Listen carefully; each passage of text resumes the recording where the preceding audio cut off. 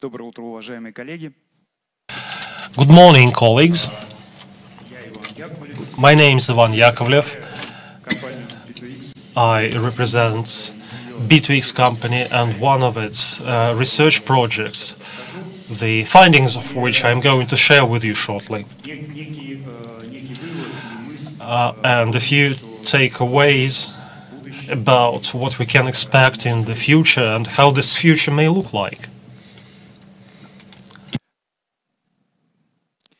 Коллеги, а русскоязычную версию?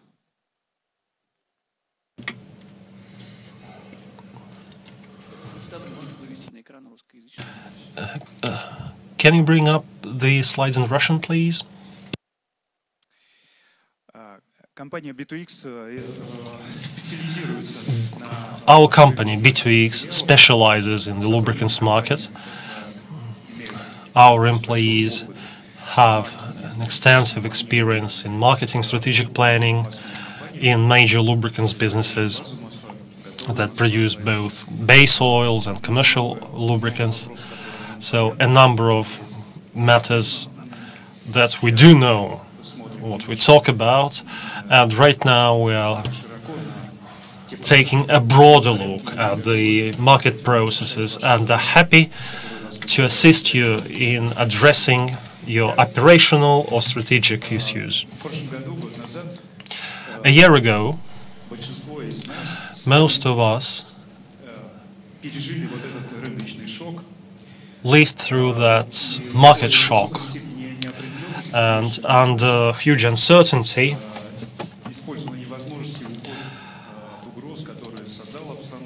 the opportunities, the threats that were caused by the overall situation was linked to the objective assessment of those threats and implementation of opportunities. So B2X launched a tracking survey together with the market players through online surveys using a standardized 20-question, 45 criteria form. So it takes about 10 minutes to fill that in for a participant. And yet we managed to get quite interesting information about the forecasts of the demand expectations, the changes in demand, and what the company was doing in the market in that situation. And we came up with a so-called Lubricants Confidence Index, which is essentially a forward-looking indicator showing the way business is looking in the future, which is linked, in my view, with what the company does in the market. 30 experts, including distributors, producers of commercial oils, importers, and additives producers were among the audience. Functionally, these were sales and general management. We also involved marketing, strategic planning, logistics, and production experts. If you look at the diagram showing the demand changes, you'll see the share of positive assessments linked to the growth of demand versus the same period of last year. As you see, the pandemics impacted mostly auto parts and gas stations and diagnostics service stations. To a lesser extent, this impacted independent service stations, hypermarkets and supermarkets, as well as internet platforms that have by and large demonstrated a demand growth and an increase in sales. So this dynamic of positive assessment is growing from wave to wave, but yet isn't high enough. Today, in the afternoon, Alexander Yakovlev from Ipsos will give his presentation. So he'll provide a few more details. So I do urge you to stay up. Looking at B2B, commercial vehicles, the share of positive assessments is higher. Construction and utilities and freight traffic have seen a major increase in Q1 of 2021, whereas in agriculture, those positive trends persisted throughout the year. As for the industries, the demand growth was estimated at less than 10%. And assessments were mostly negatives by the market players. However, in Q3-4, there was a reversal of trends, and food industry was feeling quite well there. So how the plans were changing? Obviously, most plans were optimized, and this optimization included marketing and investment costs reduction, which is good. This is protecting one's financial performance and protecting one's market share. So this is all justified and efficient. And to a lesser extent, optimization impacted on recruitment and training, as well as products development and rollout, entering new markets with those products. These were the least optimized areas, and digitalization projects that became a priority in late 2019 and early 2020 almost didn't suffer at all through that optimization.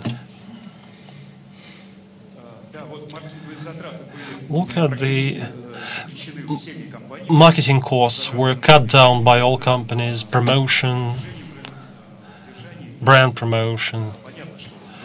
Obviously, under those circumstances, marketing would be a rather risky thing. So this was the area mostly impacted. As I mentioned, training and development was at a minimal level, and product rollout and entering new markets and digitalization weren't impacted at all, or impact was low to no.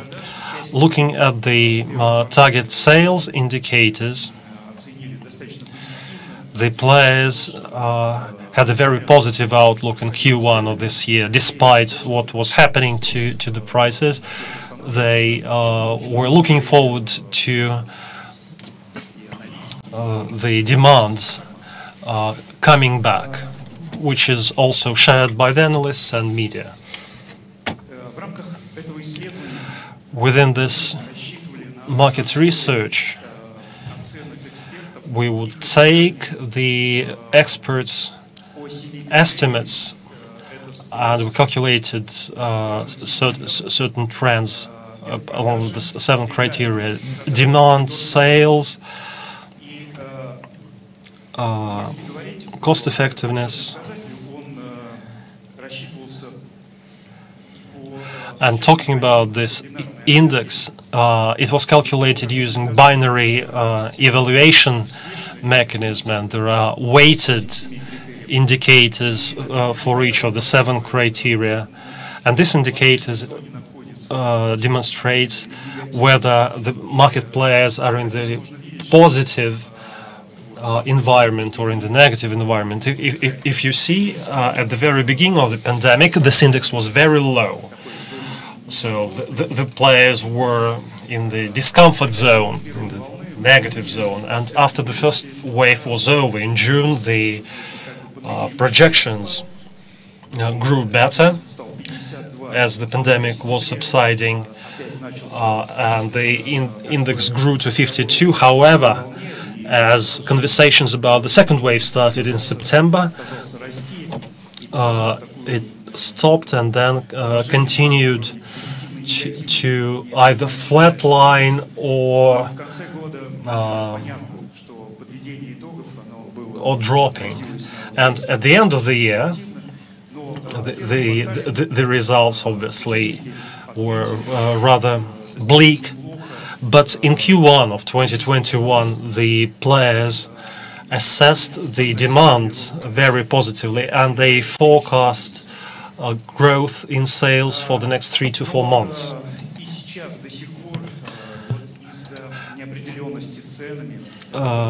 Through the uncertainty of prices, which we discussed at large yesterday, and thanks to everyone who voiced their opinions, it's very important to stabilize the prices now, because this can initiate a number of projects, and the market is rather adaptive. It gets used to those factors rather promptly. However, if this sustains, there can be new processes. We'll monitor the new processes and share our findings with you. Looking at the key takeaways, nothing is as bad as it seems. As per the experts' assessments, sales slowed down by 5% at most. Obviously, demand patterns changed, both for the sales and industries. Uncertain environments brought about both cost optimization and the new experience, and positive expectations grew, especially early 2021, and this is quite understandable because people started to realize and to understand how these processes present real threats or which opportunities are there. And I would like to add that those people who look at the market positively are those who have this successful track record. Essentially, this was a good training session for all of us. And if we manage to survive that, and we could protect our market share and identify development opportunity, it makes us grow stronger. This is a very good, positive bit of experience for all of us. So I believe that we shouldn't be afraid of the situation, and we shouldn't be sitting on our hands waiting for the prices to fall or to stabilize. It's high time we started taking action. The market is reviving. And coming back to the beginning of the session, the future is us. What we do, the future of the market is in our hands. At the end, I would like to ask you to participate as experts in the sixth wave. The organizers will provide you the packages of materials, and you'll have all the contact information, including links to sites where you can participate by clicking the participation button. Also, until the end of May, all participants of the conference will be granted access to the full report on Wave 5, what I briefly talked to you about. In terms of demand, you'll have more detailed comparisons of 45 criteria during each wave, comparison among those waves. Also, each report contains a brief economic analysis of all lubricant consuming industries that essentially form the consumption market. You'll be able to identify the links between the market expectations and actions by specific companies. So if you add to that your own analysis, each of you we can get very good results and recommendations what to do next. Essentially, this is a very short-term thing. This report also contains an analysis of pricing dynamic, demand for GOST standard lubricants. So I invite you all to visit our site and participate in the next wave of this market research and make a contribution to the future of our market. So thank you very much. Good luck, both in business